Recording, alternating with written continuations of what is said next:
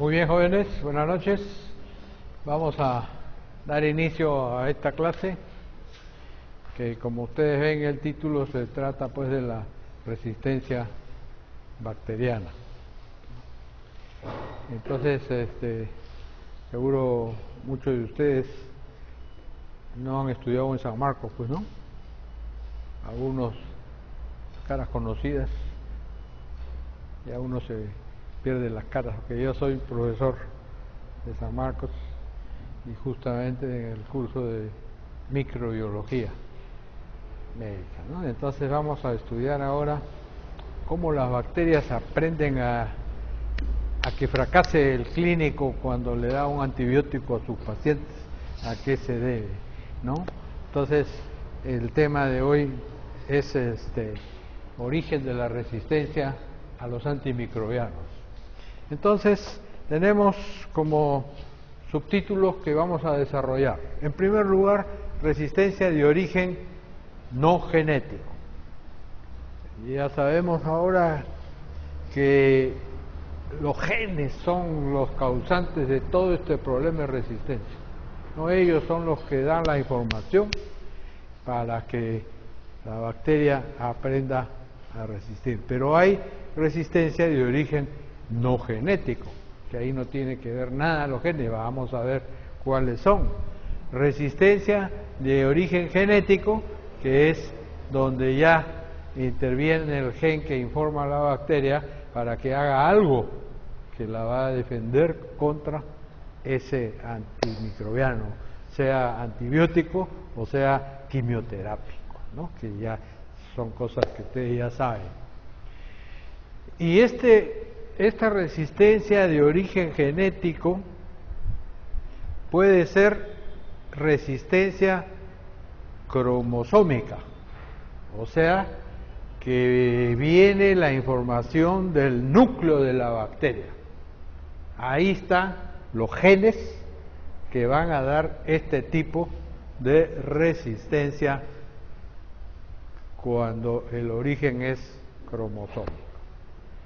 Pero hay también otra forma de resistencia extracromosómica, o sea, que no tiene que ver nada con el núcleo, sino son estructuras que están en el citoplasma bacteriano y que tienen genes que van a dar información y que van a ser los responsables de estos genes de que las bacterias se vuelvan resistentes a uno o varios antibióticos.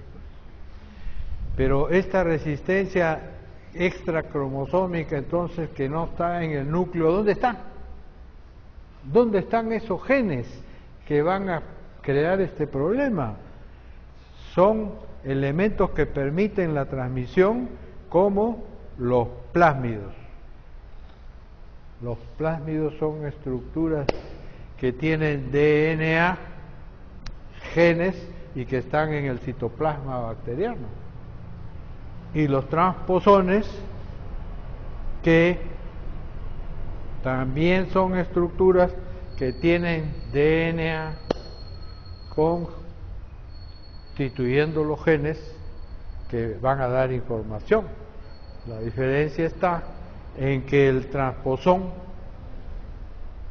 va a dar la información al núcleo, donde está la resistencia cromosómica, o puede dar información a plásmidos, pero no pasa de una bacteria a otra, como sí los plásmidos. Entonces los plásmidos son los encargados de trasladarse de una bacteria a otra para que ésta reciba la resistencia. Entonces todo esto lo vamos a ver ahora. Y por último vemos en este cuadro la resistencia cruzada. Veremos qué cosa es esta resistencia cruzada. Entonces, en primer lugar,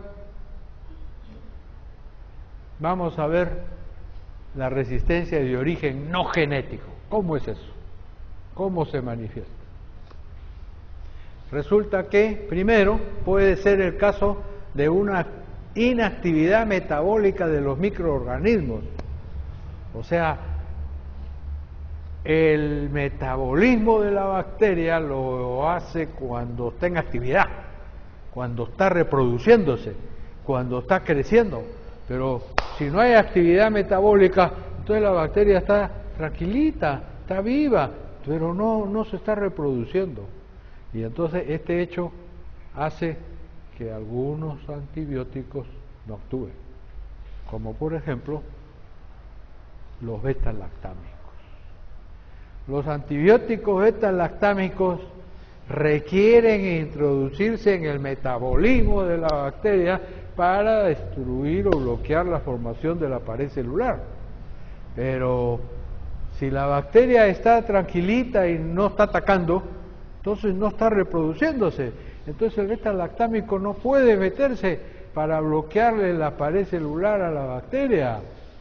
Y entonces la bacteria que está tranquilita, sin reproducirse y no está atacando, no le hacen nada a los beta-lactámicos. Ejemplo, cuando no está una bacteria atacando, ¿en qué tipo de individuo? Portador sano. Muchas de las enfermedades infecciosas son causadas por bacterias que se originan en un portador sano. ¿Qué cosa es un portador sano? Alguien que tiene en el fondo de la nariz o en diferentes sitios, pero muchos son de respiratorio.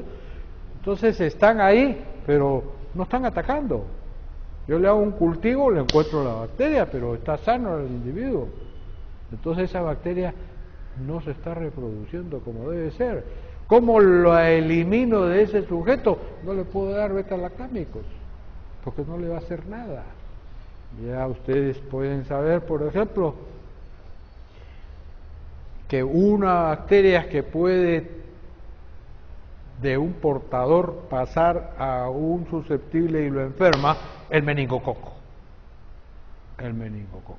Entonces el meningococo, ¿cómo se adquiere? Es porque hay portadores en el medio, ¿no? Y que esos portadores lo tienen en la nasofaringe, al meningococo. Pero en el portador sano, ese meningococo no está atacando, entonces no está reproduciéndose. Entonces yo no lo puedo curar al portador sano con beta-lactámicos, porque voy a fracasar. Tengo que darle otra cosa. ¿Qué se da? Rifampicina. Rifampicina, porque ese penetra también a la célula.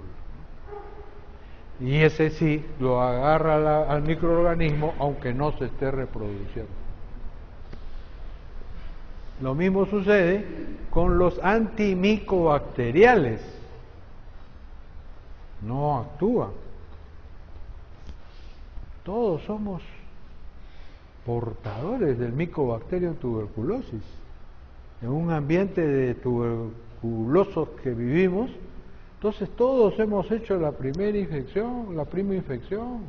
Todos tenemos que ser PPD positivos, como demostración de que tenemos la infección o hemos tenido contacto con la bacteria y teóricamente tenemos defensa. Pero esa bacteria que ingresó por primera vez se quedó, no se reprodujo más y se quedó en nuestro organismo viva, latente. Entonces de ahí que los pacientes con SIDA, ¿qué enfermedad es la que les complica? La tuberculosis. ¿Por qué? Porque todos han tenido su primera infección y ahí está latente el micobacterio.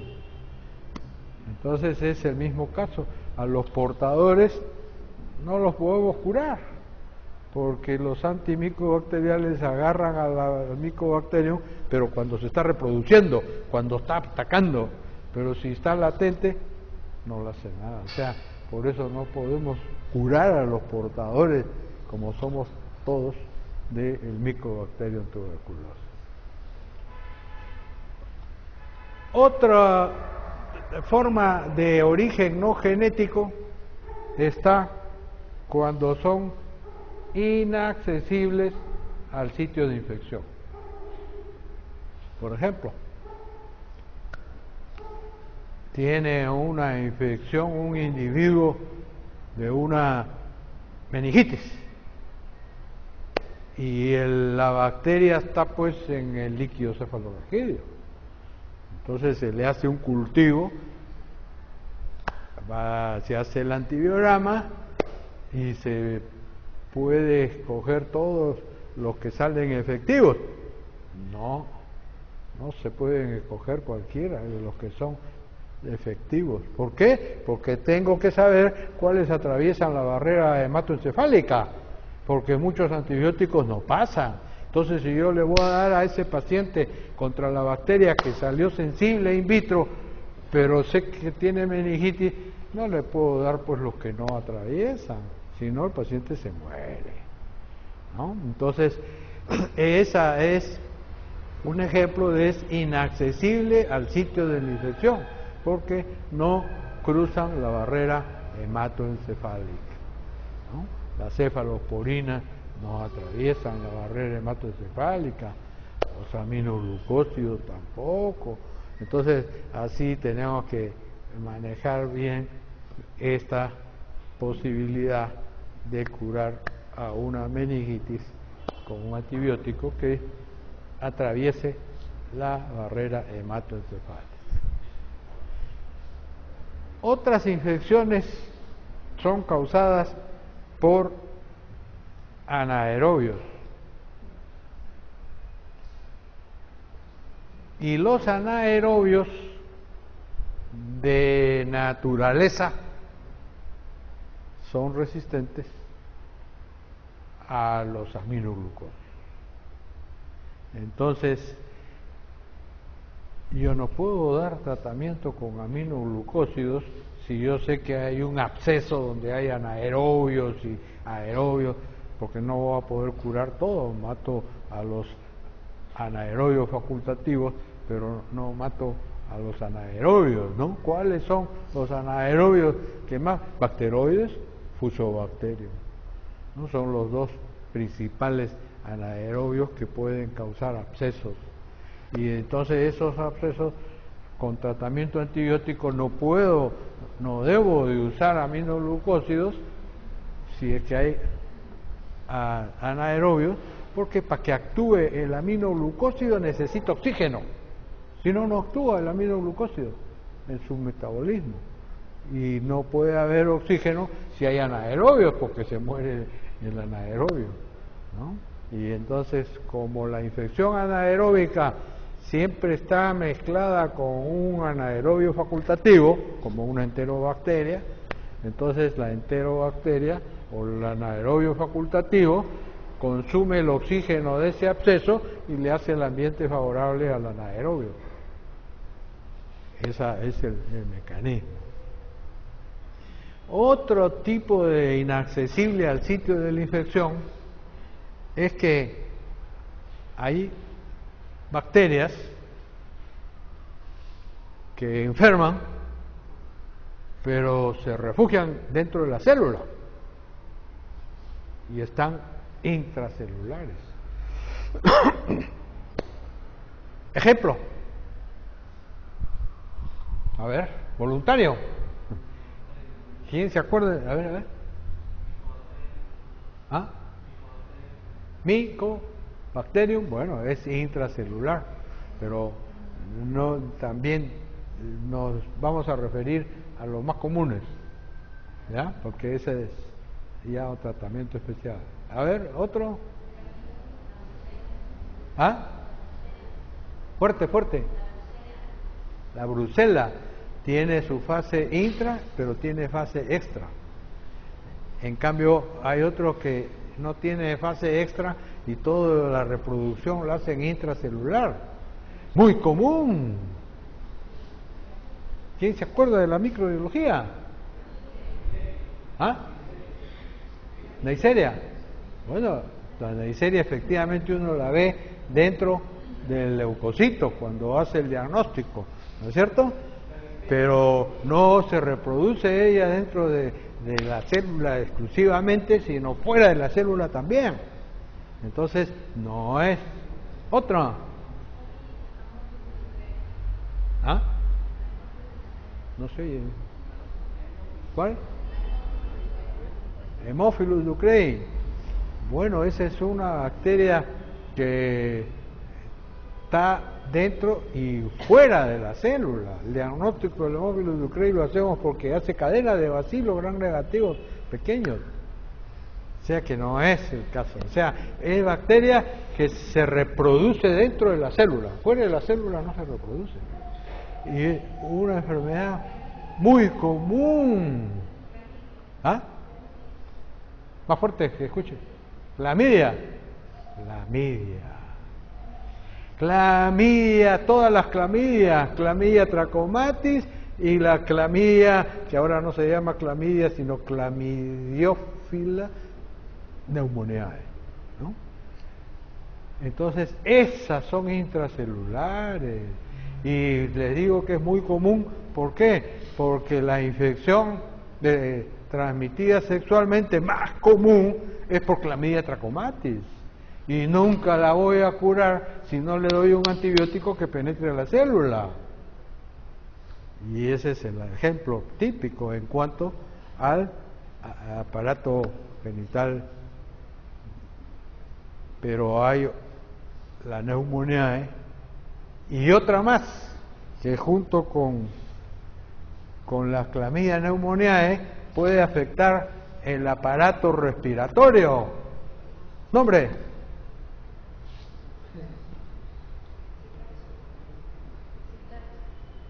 ¿Citasi? Bueno, esa es clamidia citasi. Bueno, efectivamente, aparato respiratorio, pero quien está con los loros, ¿no? Sí, pero no es este es más común, porque eso está circunscrito a los que trabajan con loros. Otra. Agente causal de la neumonía atípica, también junto con clamidia neumoniae. ¿Quién es el otro agente causal? Listeria. Pero no es intracelular, la listeria también es extracelular e intracelular. Agente etiológico de la neumonía atípica de los bebitos, que justamente hay que tener un buen diagnóstico para curarlo. ¿Ah? ¿Neumocistis? Bueno, pero ese es parásito. Estamos en bacterias nomás. Claro, Mycoplasma pneumoniae. Ese es el otro agente etiológico de la neumonía típica, que es frecuente en los niños. Pero las dos son infecciones que sin llegar a ser neumonía hacen infección respiratoria. Y entonces ahí es donde vemos nosotros, al hacer un cultivo, hacemos un frotis a ese enfermo que tiene secreción bronquial y todo, le hacemos un cultivo y el frotis. En el cultivo no encuentro ningún patógeno conocido de las bacterias que desarrollan en los medios cultivos. Pero yo veo que hay leucocitos, hay infección bacteriana de todas maneras. No me ha crecido nada de los que me pueden explicar. ¿Eso qué me indica? A una bacteria que no crece en los medios de cultivo. ¿Cómo cuál? Mycoplasma pneumoniae o Chlamydophila pneumoniae. Esa es la manera de hacer el diagnóstico. Y entonces yo le doy antibióticos que penetren a la célula. Ejemplo. Voluntario. ¿Ah? Macrólidos. ¿Y el otro grupo? ¿El otro grupo? De antibióticos que también penetran a la célula. ¿Ah? Tetraciclinas. Esos dos grupos de antibióticos. Entonces eso hay que darle. Si es un bebito no le doy tetraciclinas, por supuesto, pero sí le doy macrólidos, ¿no? Macrólidos. Entonces los macrólidos están pues indicados en estas infecciones de bacterias intracelulares y en las cuales el que penetra mejor, ¿no?, a la célula puede ser acitromicina o claritromicina, que son los que mejor penetran, de la misma familia de macrólidos, ¿no? Muy bien. Y otro mecanismo de resistencia de origen no genético, tenemos la resistencia intrínseca. O sea, por naturaleza esa bacteria no puede ser nunca atacada por un determinado antibiótico. Ejemplo, vancomicina. Vancomicina. Ustedes ya conocen, pues la vancomicina se usa ¿para qué tipo de bacterias? Voluntario. ¿Qué tipo de bacterias? Para hacer más fácil. ¿Eran positivas o eran negativas? ¿Ah? Eran positivas. ¿Y por qué no las eran negativas? ¿Ah? Porque no le hace nada. ¿Pero por qué no le hace nada? Porque la vancomicina no atraviesa la membrana externa, pero en la membrana externa, primeramente, la membrana externa es una estructura que solo tienen los bacilos gram negativos, los cocos no tienen. O sea que es solo los gram negativos, los bacilos. Pero ¿qué estructura hay que tiene la membrana externa y por dónde tiene que pasar los antibióticos para llegar adentro y matar a la bacteria? ¿Cómo se llaman esos orificios? ¿Ah? ¿Cómo? ¿Quién? Tú di más fuerte, está bien, creo. ¿Ah? No te chupes, habla fuerte, ¿no? Porque no oigo bien. Está bien lo que estás diciendo, por lo menos suena a porinas. Porinas son las estructuras que tiene la membrana externa de los gram negativos. Los gram positivos no tienen porinas. Entonces, ¿qué pasa? Que la molécula de la vancomicina no pasa por las porinas, entonces nunca van a actuar en los gram negativos. Pues. Esa es una resistencia, pues, no, es por intrínseca, pues, no genético. Los estreptococos carecen, los enterococos carecen del receptor para las cefalosporinas. Entonces, ustedes saben que para que actúe un beta-lactámico tiene que primero ver que pasar la porina, si es bacilo gram negativo, después ver que no tenga, no se encuentre con una beta-lactamasa, y en tercer lugar se tiene que fijar a esa estructura receptora de los beta-lactámicos en general y que se llaman PBP, ¿no? Proteínas fijadoras de penicilina es la traducción general, PBP son las siglas. Entonces, los enterococos no tienen el PBP que recepciona la cefalosporina. Entonces, nunca va a morir un enterococo cuando se le da al paciente cefalosporina. Y el laboratorio puede decir sensible. Mentira, no va a funcionar, porque puede salir sensible. Pero yo tengo que saber, claro, el laboratorio hecho por un médico sabe, o debe saber. Entonces, cuando es un enterococo de frente resistente a todas las cefalosporinas, para que el médico clínico no caiga en la trampa, ¿no? Porque le ponemos sensible, como dice el resultado, pero yo sé que no funciona. Ese es el enterococo. Y los estreptococos son resistentes por naturaleza a los aminoglucósidos, ¿no? Los aminoglucósidos, o sea, la gentamicina, la amicacina y todos los demás, ¿no? ¿Por qué? Porque tiene intrínsecamente una estructura que no permite la entrada de los aminoglucósidos. Y entonces ese hecho se aprovecha, o sea que yo no voy a tratar nunca una infección de estreptococos con aminoglucósidos, porque no lo va a curar. Inclusive en microbiología aprovechamos este hecho cuando queremos aislar puro neumococo.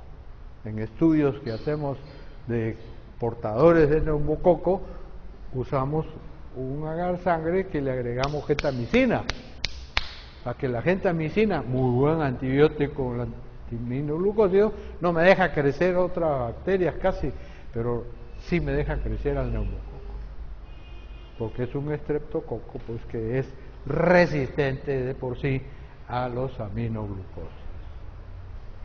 Muy bien, entonces hasta acá tenemos todos los casos de resistencia de origen no genético.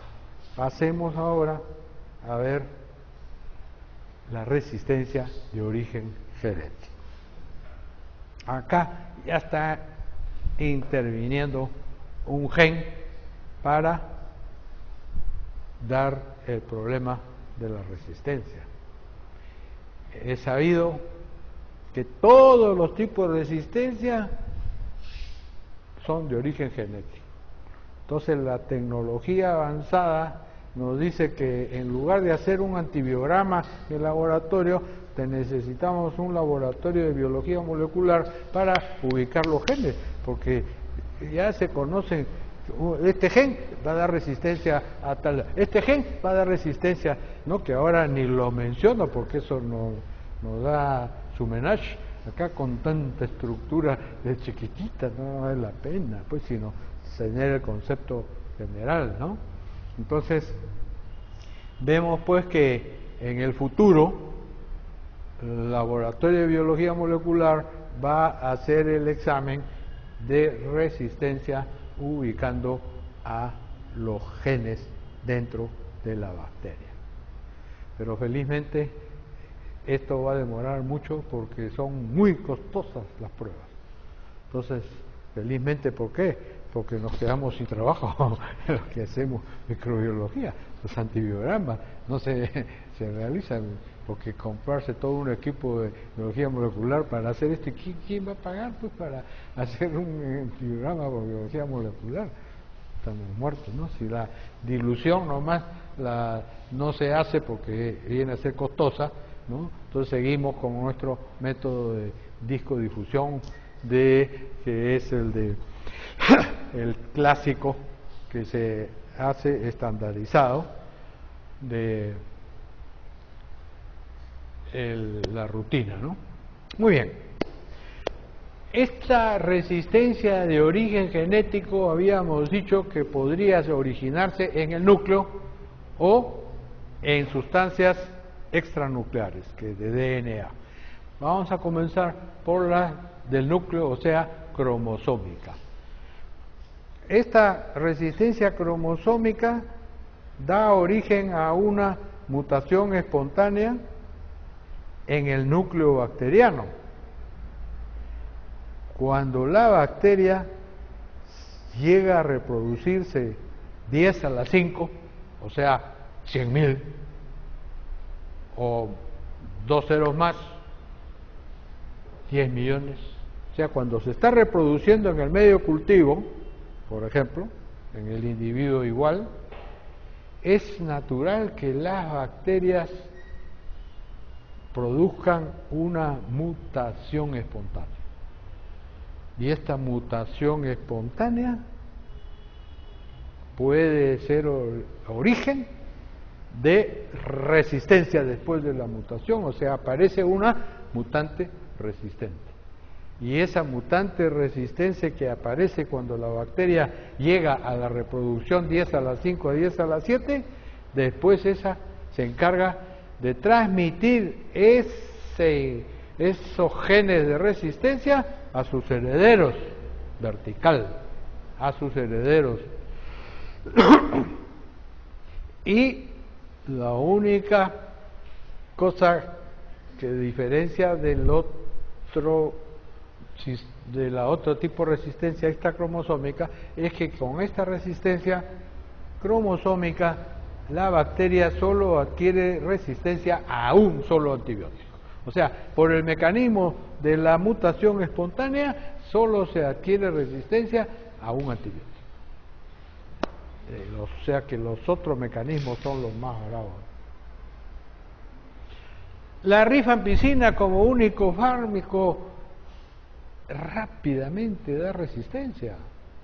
O sea, es recomendable no usar rifampicina sola para tratamiento. Se ha introducido en la brucelosis, muy bien, pero no sola. Se ha introducido en la tuberculosis, muy bien, pero no sola. Porque cuando se da solo, cuando se tiene una infección a un estafilococo que puede ser sensible, no es recomendable usar rifampicina sola porque rápidamente la bacteria se hace resistente, ¿no? Aparentemente por una mutación espontánea. O también puede ser que el informe del núcleo dé una pérdida del PBP, o sea, de la proteína fijadora de penicilina, ¿no? Que para los beta-lactámicos puede darle la mutación, pierde un PBP y ya no tiene determinado antibiótico, no tiene dónde fijarse, ¿no? Esos son los mecanismos entonces de resistencia cromosómica. La resistencia extracromosómica o adquirida, ahí es donde intervienen estas estructuras citoplasmáticas que tienen genes, o sea, DNA, y que se llaman plásmidos y transposones, ¿no? Que ya hemos comentado algo. Entonces, estos plásmidos son los que pueden pasar de una bacteria a otra para llevar la información del gen que provoca determinada mutación, y no solo de un gen, sino de varios genes, para resistir a varios antibióticos. Este plásmido o plasmidio que esté en el citoplasma puede pasar a otra bacteria gracias a un mecanismo genético que se denomina de conjugación. Es el principal mecanismo que da resistencia, el de conjugación. Entonces, ¿qué cosa resulta? Que la estructura llamada fimbrias o pilis, que tienen la mayoría de las bacterias, no todas, ¿no? Los Coco Gram positivos no tienen, pero los bacilos todos tienen y algunos otros bacterias. Entonces, estos pilis o fimbrias son de dos tipos. Unos son sexuales y otros son de adherencia. Porque si la bacteria que llega a nuestro organismo patógena no se fija a las células receptoras, no nos pasa nada. Entonces, ¿y cómo se fija la célula receptora? Por los pilis o fimbrias de adhesión. Pero los otros pilis que se llaman sexuales es porque esos van a conectarse con la bacteria que está al lado de ella. Y estas pilis son huecos, o sea, tienen un orificio, pues por supuesto muy pequeñito, y por ese orificio del pili pasan los plásmidos. Y los plásmidos tienen los genes que van a dar origen a la resistencia adquirida. Y entonces, esta conjugación es el principal mecanismo de resistencia a los antibióticos, que pueden ser varios antibióticos o un antibiótico según los genes que tengan. El otro mecanismo genético que puede dar lugar al pasaje de la información de los genes es la transducción, pero es hasta ahora no está clínicamente demostrado, porque está mediada por bacteriófago. El bacteriófago es un virus de la bacteria muy específico. O sea, si este fago entra a la bacteria, pero le está llevando algún gen, por supuesto que puede hacer que la bacteria parasitada por el bacteriófago adquiera el gen, pero no está demostrado todavía la importancia clínica de este mecanismo. El de transformación, sí, porque hay una directa incorporación del DNA libre, que en el ambiente en que está en el organismo capta DNA libre, y ese DNA, ¿qué cosa está constituyendo? Genes. ¿Y qué puede haber ahí? Información genética, ¿no?, de resistencia. Los plásmidos entonces contienen genes para resistir a uno o varios antibióticos. O sea, por eso la conjugación es el más terrible mecanismo de adquisición de resistencia, sobre todo múltiple, ¿no?, que se ven en pacientes. Paso, ¿qué tal resistencia? ¿Cómo adquirió? Fijo que fue por un problema de conjugación dentro de su organismo. ¿Dónde es que se produce ese intercambio genético de conjugación?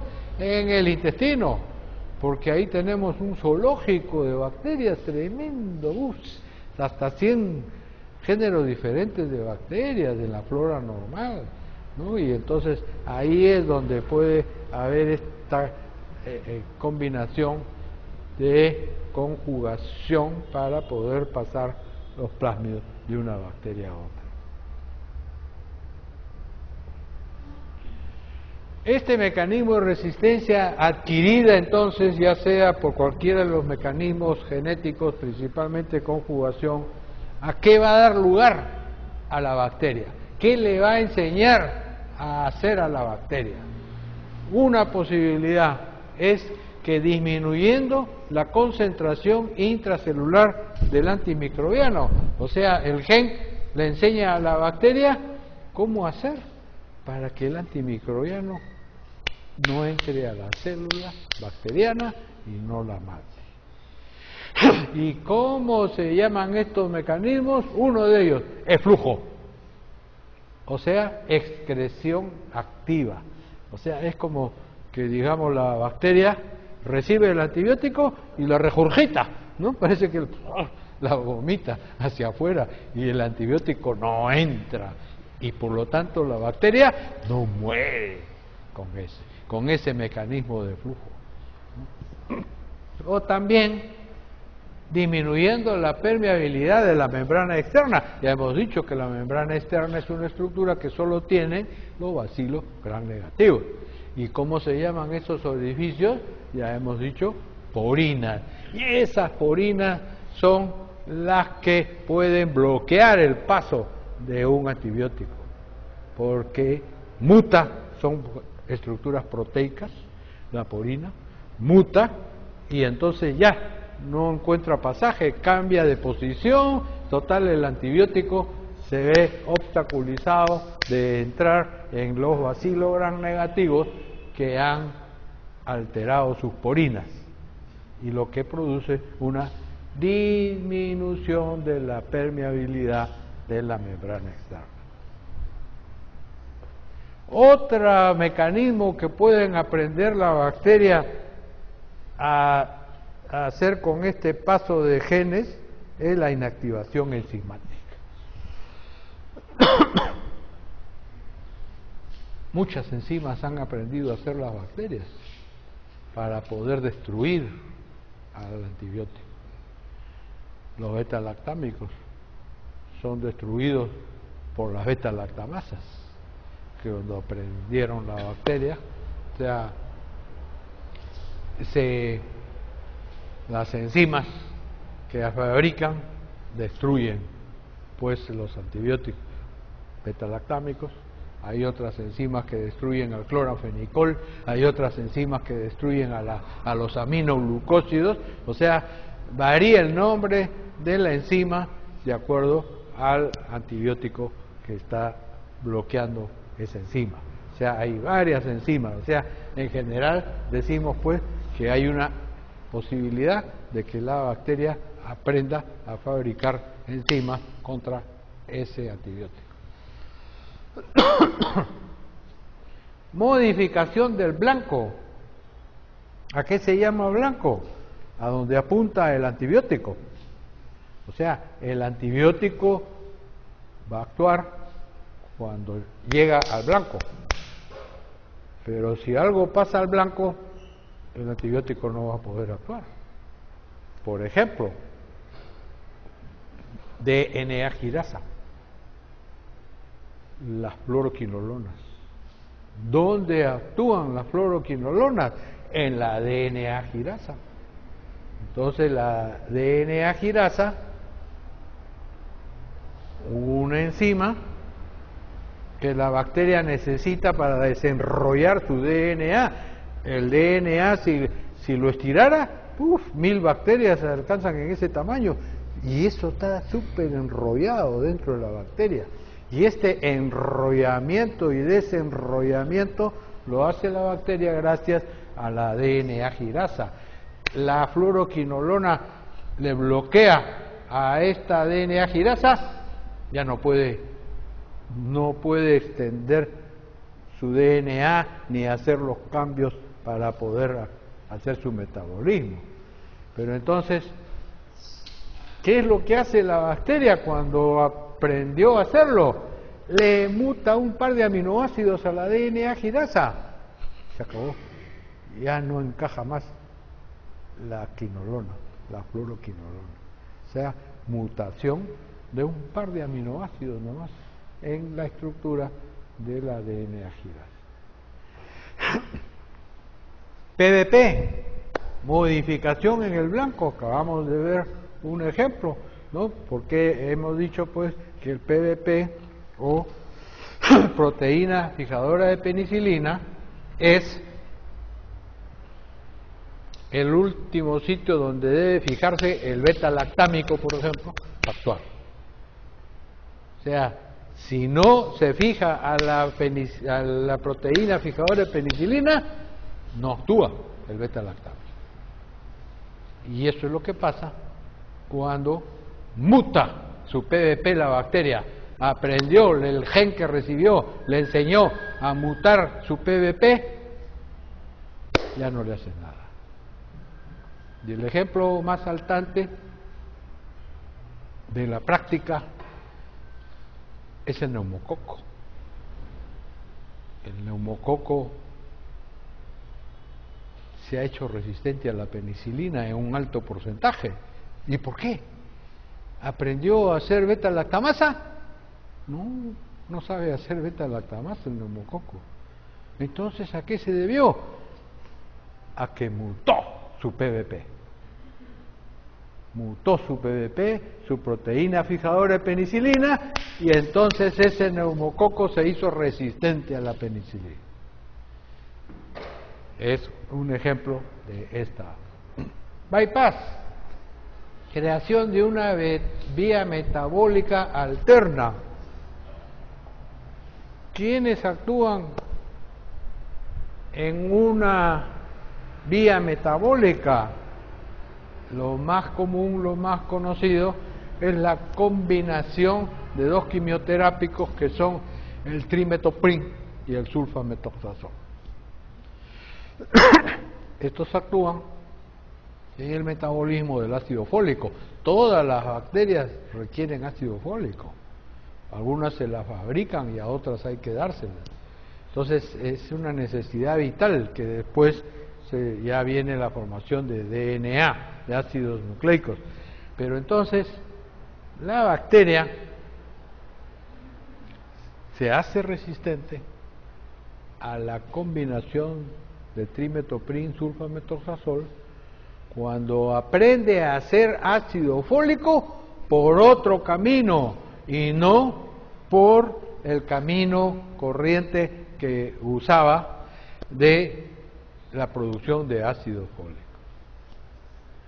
Entonces, ese cambio de vía, o sea, el cómo aprendió a usar otro camino para obtener ácido fólico, un gen le enseñó, pues, o sea, cuando adquirió el gen que le enseñó a hacer esta vía metabólica alterna, ya no le hace nada la combinación de trimetoprim sulfamethoxazol. Muy bien.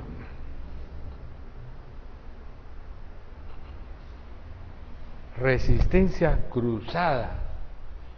¿A qué llamamos resistencia cruzada? Resulta de que entre diferentes antimicrobianos que comparten el mismo mecanismo de resistencia en la bacteria, ese es un mecanismo de resistencia cruzada. O sea, un mecanismo que aprendió a hacer la bacteria para hacerse resistente, lo aplica no solo para un grupo de antibióticos, sino para otro grupo de antibióticos que no tienen nada que ver. Por ejemplo, el eflujo. El mecanismo del eflujo lo utiliza contra tetraciclina, contra fluoroquinolona, contra otros antibióticos que tienen que meterse a la bacteria. Entonces, eso quiere decir que ha hecho resistencia cruzada, ¿no? Un mismo mecanismo le sirve a la bacteria entonces para hacerse resistente a varios antibióticos o quimioterapias. Y otro tipo de resistencia cruzada es cuando los antimicrobianos están estrechamente relacionados desde el punto de vista químico, o sea, la fórmula química del antibiótico o del quimioterápico es la misma, pero claro, al mercado han salido derivados, ¿no? Pero esas derivaciones son seguro más que todo de la parte de la cinética del antibiótico o farmacocinética o farmacodinámica, pero para la bacteria es la misma cosa. Y entonces, ¿qué es lo que pasa? Que, por ejemplo, en los macrólidos, hemos visto que los macrólidos son los comprendidos, mejor dicho, están comprendidos entre los macrólidos 4 grupos de antibióticos: la eritromicina, roxitromicina, claritromicina y acitromicina. Entonces son 4. Cuando nosotros hacemos el antibiograma, no empleamos los 4, sino solamente eritromicina. ¿Por qué? Porque hay resistencia cruzada. Yo demuestro que es resistente a la eritromicina, informo que es resistente a los demás macrólidos, porque todos tienen la base química semejante. O sea, han hecho variaciones en la fórmula que permite, por ejemplo, cosas como que la claritromicina penetra mejor a la célula, ¿no? Que la acitromicina pueden darle 3 veces en 3 días y el efecto le dura 10 días, ¿no? O sea, son cambios, pero para la bacteria es la misma cosa. O sea, yo no voy a curar cambiando de acitromicina a claritromicina cuando no respondió el tratamiento de inicio, ¿no? Otro grupo que sufre de lo mismo son las fluoroquinolonas. Es un grupo excelente de antimicrobianos quimioterápicos, porque, es decir, curan cosas que ni sabemos qué diablos tiene el paciente, pero le damos una fluoroquinolona y se curó. ¿De qué se curó? No sé, pero esa es la realidad, que son tan buenas, fáciles de dar y baratos. Entonces, ¿qué cosa es lo que está pasando? Menos mal que su mecanismo de resistencia de la fluoroquinolona no es tan fácil como para los beta-lactámicos. Hasta ahora, como vamos a ver también después, no se ha demostrado plasmidios que tengan el gen y sean los causantes, menos mal.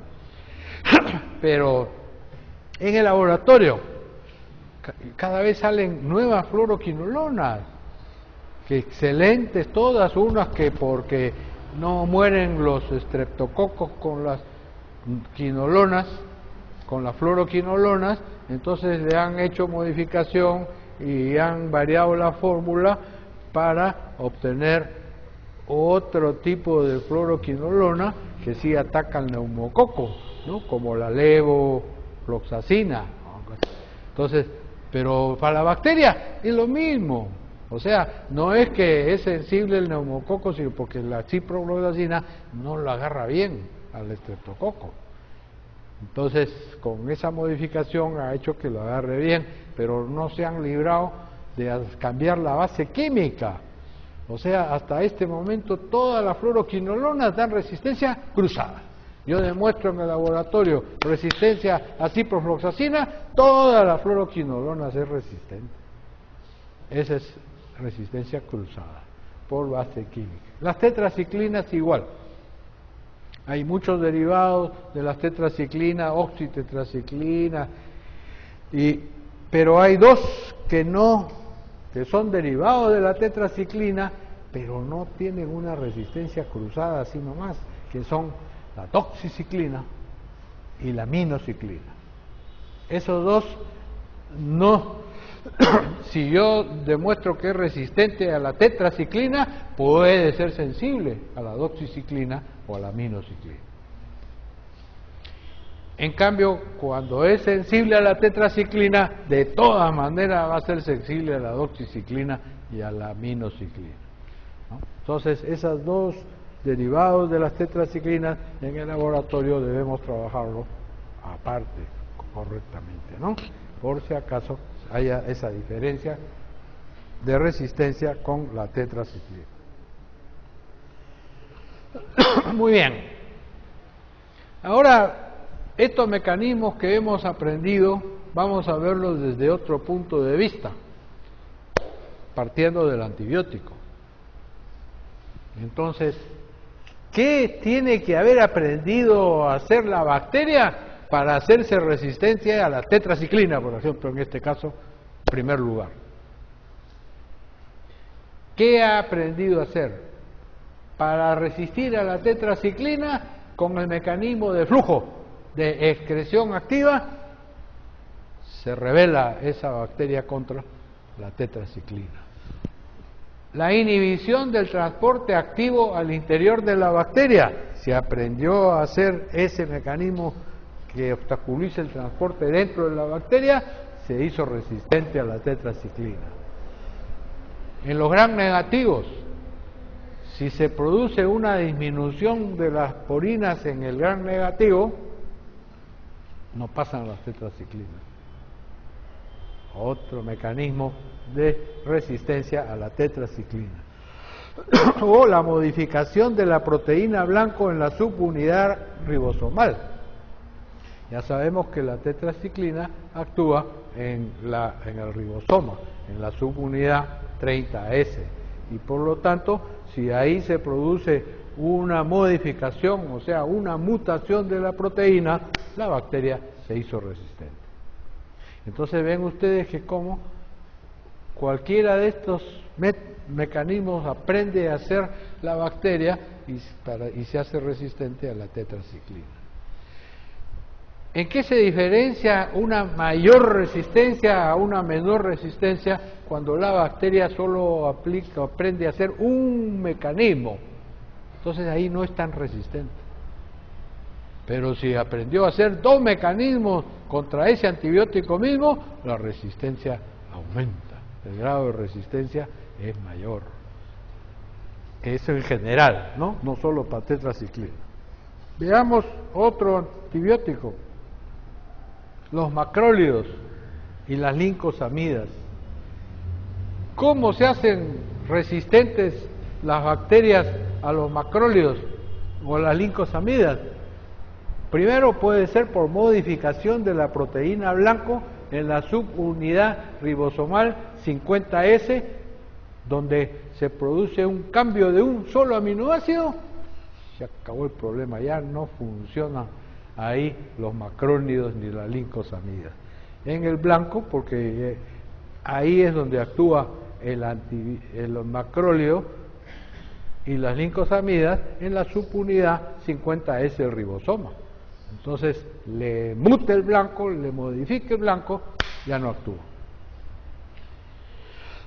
Una esterasa específica que rompe el anillo lactona es otro de los mecanismos que aprende a hacer la bacteria para hacerse resistente a este grupo.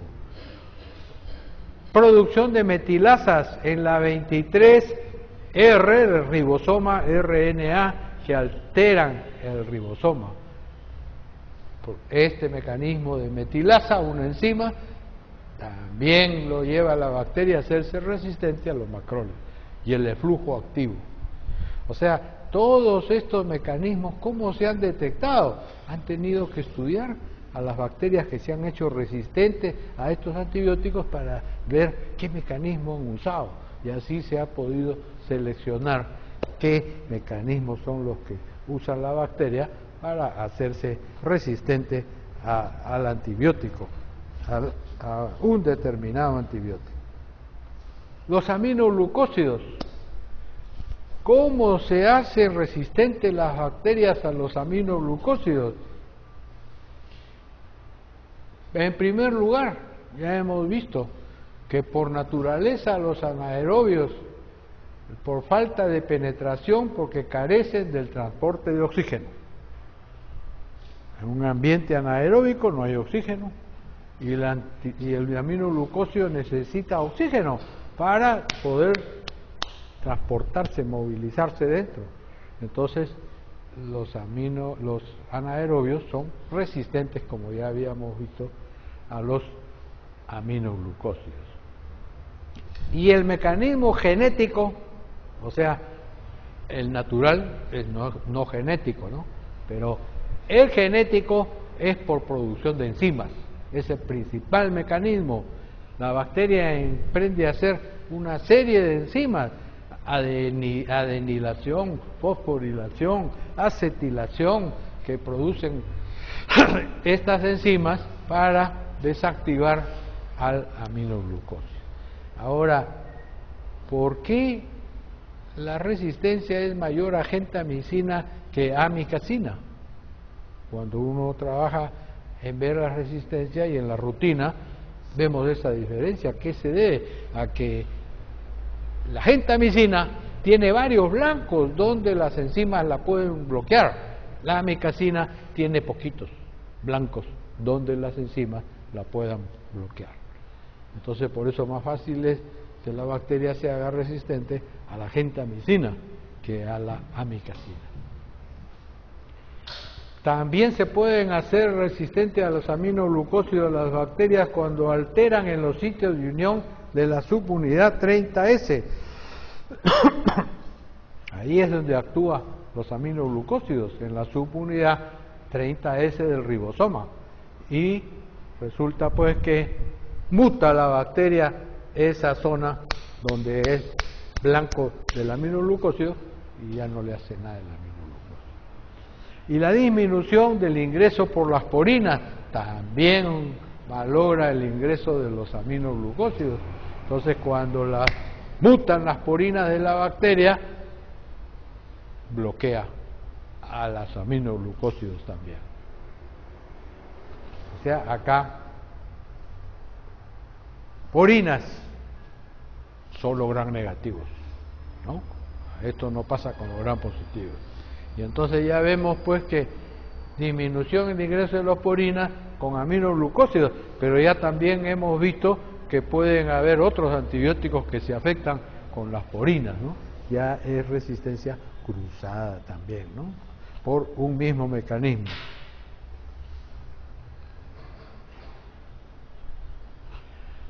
El trimetoprim sulfametoxazol que habíamos hablado ahí, cambios en enzimas sintetizadoras de ácido fólico. O sea que la bacteria muta esas enzimas que están sintetizando para obtener el ácido fólico. Y la creación de una vía metabólica alterna para la síntesis del ácido fólico, como habíamos comentado antes, es otro mecanismo que utiliza la bacteria para resistir a la fluoroquinolona, ¿no? usa otra vía metabólica que no es la normal que usan las bacterias para obtener el ácido fólico. Y también puede haber otro mecanismo como disminución de la permeabilidad por las porinas, también acá las porinas, o sea, en los gram negativos nomás, ¿no? O sea, vemos pues que no es un solo mecanismo siempre, sino varios mecanismos que la bacteria utiliza contra un solo antibiótico, dependiendo del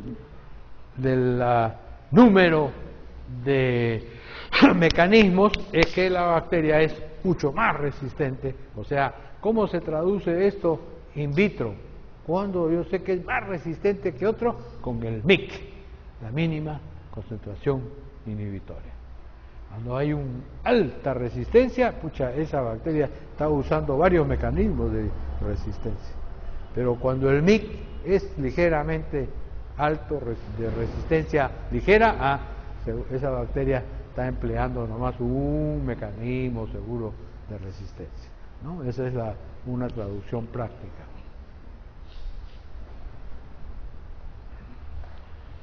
Los beta-lactámicos, ¿cómo actúan los beta-lactámicos? Ya sabemos, tienen que penetrar el beta-lactámico por las porinas en los gram negativos. Pero si encuentran que mutó la porina, ya no pasa. Y el beta-lactámico fue bloqueado. Pero si en la porina no pasó nada y entró muy bien, se tropieza de repente con las enzimas que la destruyen, la beta-lactamasa. Y esas beta-lactamasas lo destruyen a los beta-lactámicos. Pero si no hubo cambio de porinas, no hubo producción de beta-lactamasa por la bacteria, entonces el antibiótico llega a fijarse a la PBP, a la proteína fijadora de penicilina.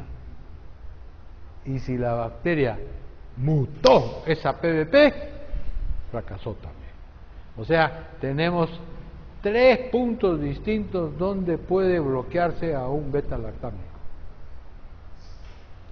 Y como habíamos visto, en este PBP sucede con el neumococo, ¿no? Que no sabe hacer beta-lactamasa, no es así lograr negativo para tener porinas, y por lo tanto la modificación del PBP es lo que lo ha llevado a ser resistente a la penicilina.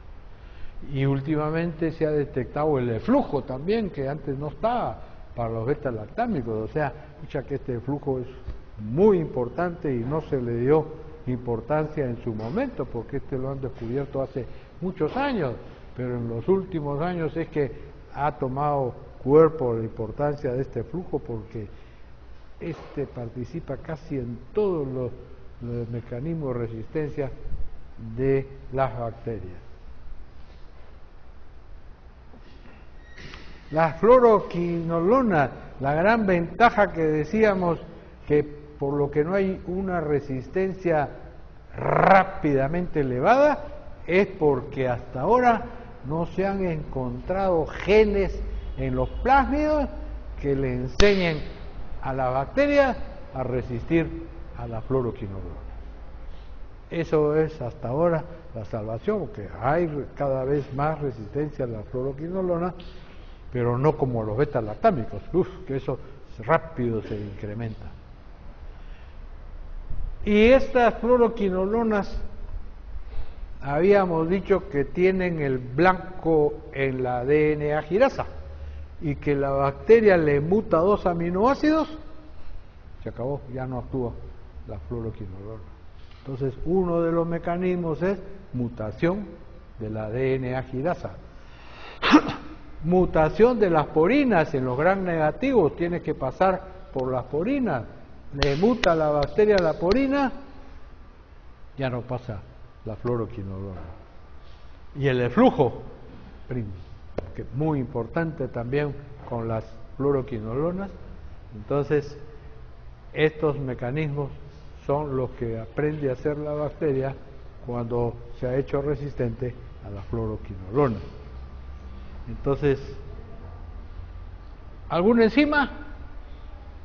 No hay enzimas, o sea, para los fluoroquinolonas no existe un mecanismo enzimático de resistencia, ¿no? Y así uno va analizando cuáles son los mecanismos que se usan. Dentro de estos mecanismos de resistencia, en los últimos años, aunque fue descubierto, dicen creo que desde 1980, pero se ha hecho más candente el problema de los beta-lactamasas de espectro ampliado. ¿Qué cosa es esto?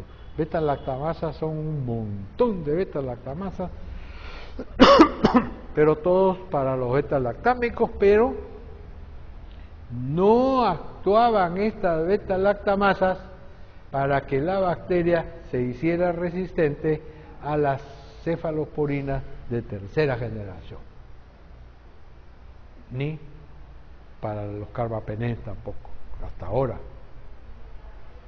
Entonces, ¿qué pasó? Que de repente las bacterias comenzaron a hacer un tipo de beta-lactamasa que las hizo resistentes a las cefalosporinas de tercera generación. Entonces, estas beta-lactamasas son capaces de hidrolizar a todos los beta-lactámicos, incluyendo las cefalosporinas de tercera generación, excepto carbapenems, o sea, imipenem, meropenem, y cefamicinas, como el cefoxitin y el cefotetán. O sea, no hacen resistencia a estos antibióticos. Y las pruebas comunes de susceptibilidad no pueden detectar la resistencia mediada por estas enzimas y pueden dar falsos resultados de susceptibilidad. O sea, acá el laboratorio no ayuda mucho, porque uno hace el antibiograma y puede resultar sensible y la bacteria ya había aprendido a hacer esta beta-lactamasa de espectro ampliado. Y estas beta-lactamasas de espectro ampliado son codificadas por genes localizados en plasmidios que han pasado por la conjugación de una bacteria a otra, y los cuales facilitan su diseminación, los plasmidios, para que aprendan otras bacterias a hacer esta beta-lactamasa de espectro ampliado. Y hasta ahora se ha detectado más entre las Klebsielas y Escherichia coli. O sea, son los dos grupos bacterianos que más se ha demostrado que han aprendido a hacer la beta-lactamasa de espectro ampliado. Y a esto se ha debido probablemente hechos como se reportaron hasta periodísticamente hace algún tiempo, 1 año, 2 años, en los hospitales, bebitos recién nacidos morían con la Klebsiella, en una infección sistémica, pero que les daban tratamiento. Pero ¿qué usan los pediatras para tratar de emergencia? Ceftriaxona, que es muy buena cefalosporina de tercera generación, pero fijo que fracasó. ¿Por qué? Porque esa bacteria Klebsiella era productora de esta beta-lactamasa de espectro ampliado, ¿no? O sea, lleva pues estos mecanismos a que el clínico fracase en su deducción de tratamiento.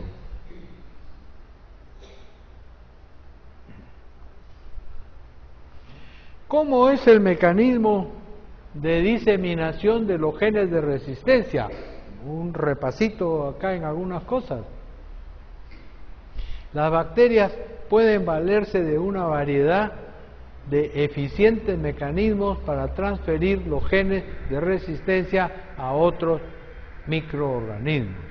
La gran mayoría de genes de resistencia son mediados por plásmidos, como habíamos dicho, ¿no? Estos son los más terribles participantes de la resistencia. El plásmido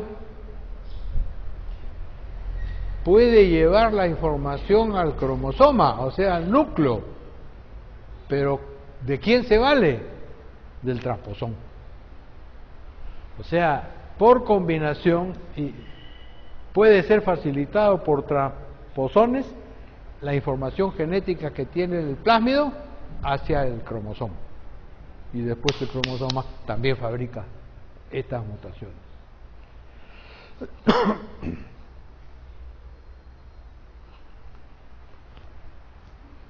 Los transposones son elementos de DNA pequeños y móviles, capaces de transferir el DNA por remoción e inserción en el cromosoma. O sea, del plasmidio le informa al transposón y el transposón puede llevarlo al núcleo y ya tenemos después una resistencia cromosómica también de la bacteria. Y o sea, esta inserción en el cromosoma y en el plasmidio son importantes en la diseminación de los genes de resistencia entre las especies bacterianas. La resistencia cromosómica es transmitida verticalmente, como ya habíamos dicho, la mutación. La transformación es una directa incorporación en la célula bacteriana del DNA libre y puede ocurrir in vitro y se ha postulado de ser el mecanismo de transferencia de genes entre neiserias patógenas y no patógenas.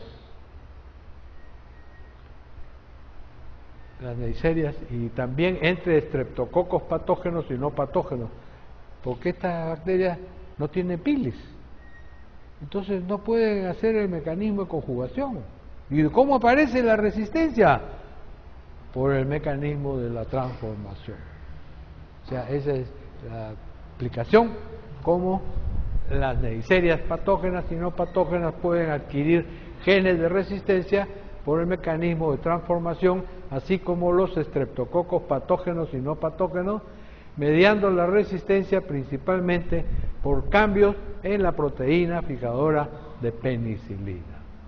O sea, que la adquisición de esta resistencia por transformación lleva a que se mute el PBP y esto haga a la resistencia, a la bacteria resistente. La transducción que habíamos mencionado, transferencia de genes de resistencia mediada por bacteriófagos, pero es desconocida todavía su significación clínica, como ya le habíamos adelantado. La resistencia por plasmidos puede transmitirse verticalmente a sus hijitos, horizontalmente vía conjugación con la inoculación, con el uso del pili sexual,